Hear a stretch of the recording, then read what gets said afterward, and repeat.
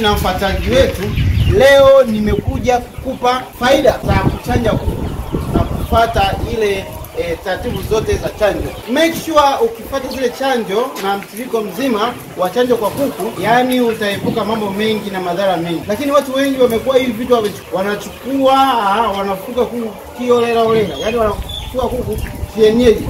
Lakini nowadays hawa kuku sio kama wa kienyeji. Hawa kuku wako very risky sana na ugonjwa. Kwa hiyo unapopata zile mtiririko wa chanjo, unakuwa umeavoid kuku wako na umeweka salama kulingana na magonjwa yanayoambukiza.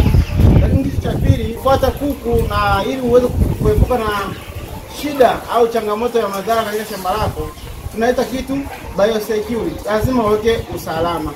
Hakikisha kwenye shamba lako kuna usalama wa kutosha ambao unamruhusu yule mwajibikaji au mtu husika peke yake ambaye anataka kuingia kwenye shamba la kuku ili uepukane na kuambukiza kwa magonjwa.